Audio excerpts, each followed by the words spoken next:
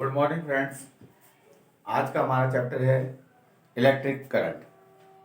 What is electric current? Electric current जो है, हम इसको फर्दर डिवाइड कर देते हैं। तो सबसे पहले हमारे पास में आता है current. What is current? Current means होता है फ्लोइंग या ब्लो, फ्लो और ब्लो। अब देखिए यहां पर, अगर विंड क्या हो रही है, ब्लो हो रही है, तो ये कहलाएगा विंड करंट। करंट मीन्स मैंने आपको बताया फ्लो और ब्लो। अगर विंड ब्लो हो रही है तो हम क्या बोलेंगे? Wind current. If air is flow तो भी वही कहलाएगा wind current. If water is flow तो ये कहलाएगा वाटर करंट। सेम ऐसे ही अगर हम कहते हैं अगर चार्ज फ्लो हो रहे हैं किसी सर्किट में, तो हम कहेंगे उसे इलेक्ट्रिक करंट। तो देखें हम लोग डेफिनेशन इलेक्ट्रिक करंट की क्या बनता है? Charge flow. तो इलेक्ट्रिक करंट की जो डेफिनेशन बन जाती है वो बनती है the rate of flowing of charge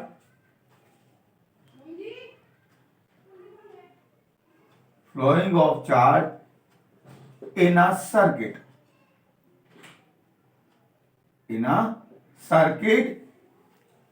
is called electric current. The rate of flowing of charge in a circuit is called electric current. अगर हम इसको एक इक्वेशन बनाना चाहें तो इलेक्ट्रिक करंट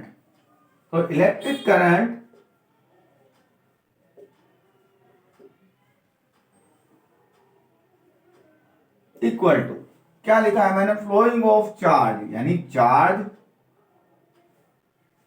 और देखो बेटा, यहां पर आया है द रेट यानी टाइम।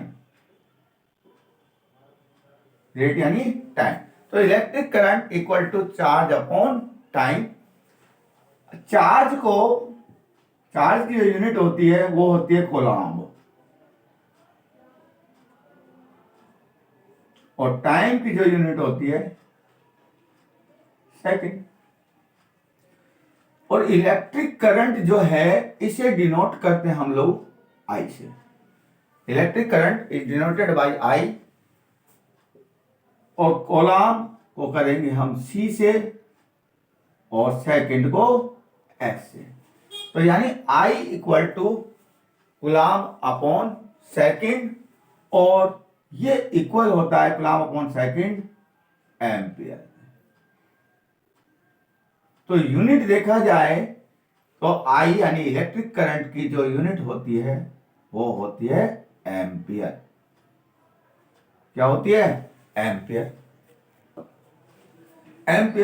आपके पास बहुत सी बार ये पूछा जाता है कि 1 एम्पियर की डेफिनेशन क्या होगी।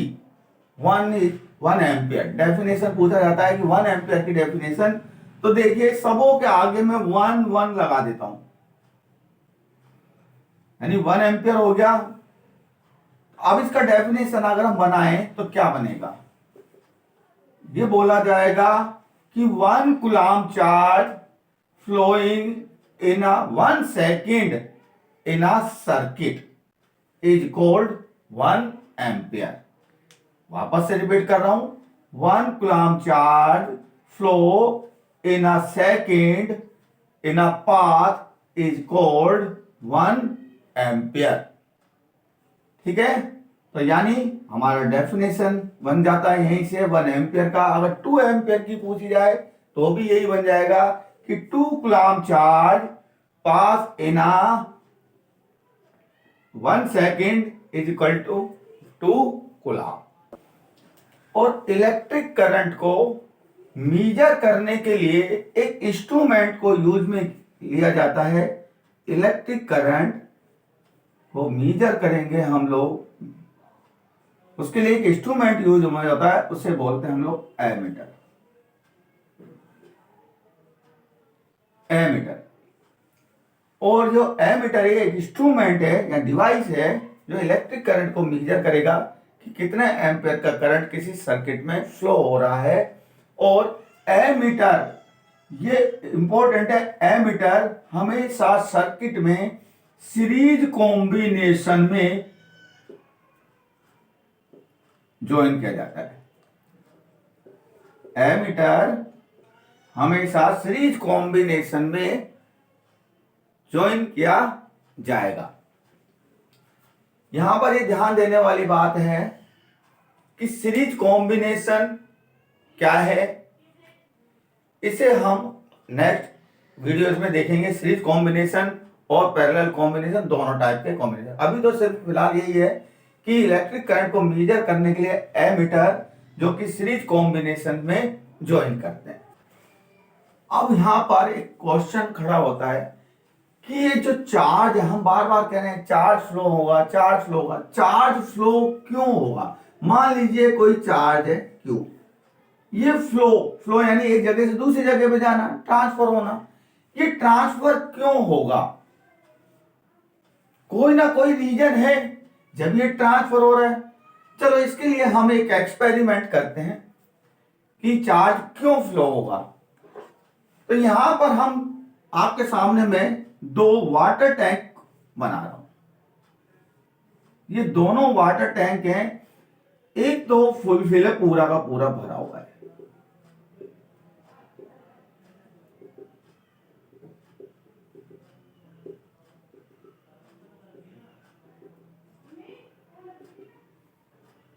और इसमें थोड़ा सा ये खाली है।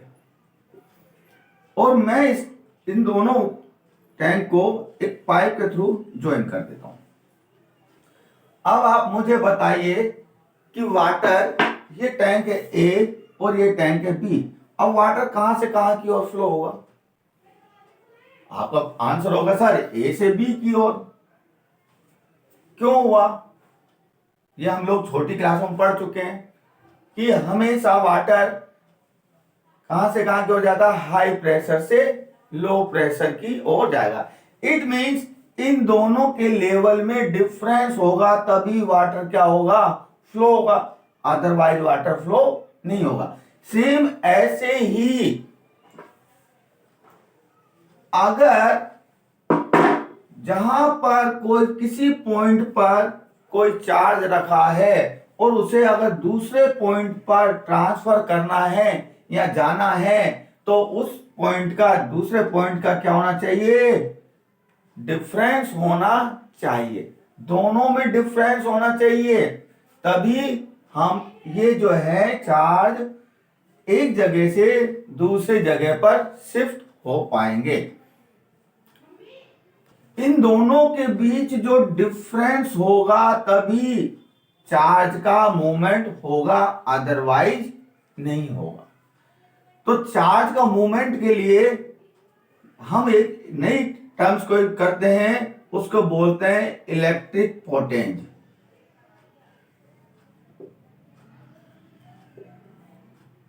इलेक्ट्रिक पोटेंज या इलेक्ट्रिक पोटेंशियल।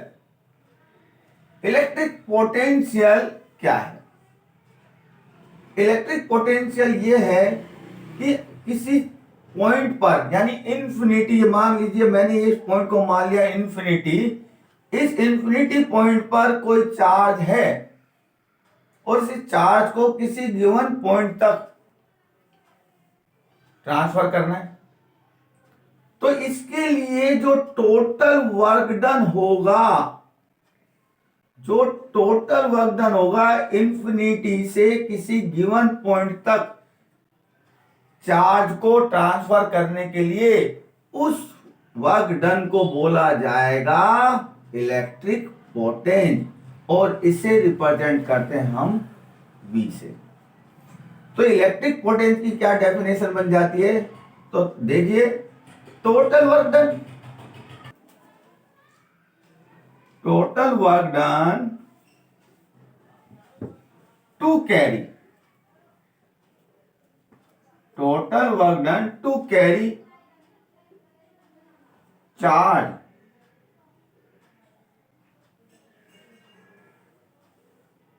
कहां से कहां, from infinity to given point, given point is known electric potential, जिसे हमने रिप्रेजेंट किया है V से। Total work done to carry from infinity to given point is known electric potential और it is denoted by V। According to definition देखें, हम एक equation बनाए तो V equal to total work done to carry charge यानी Q, तो V equal to W upon Q। W क्या है, वर्क डन, और Q क्या है, चार्ज। और वर्क डन की जो यूनिट होती है वो होती है जूल। आप लोगों ने क्या होगा, वर्क डन यानी जूल, और चार्ज की यूनिट क्या होती है, कूलम। तो यानी हम ये भी लिख सकते हैं कि V is equal to J upon C यानी जूल अपॉन कूलम। और ये जो जूल अपॉन कूलम ये इक्वल होता है किसके, वोल्ट के। V is equal to I upon J upon C equal to volt. तो यानी यूनिट जो हो गई इलेक्ट्रिक पोटेंस की वो क्या है, वोल्ट।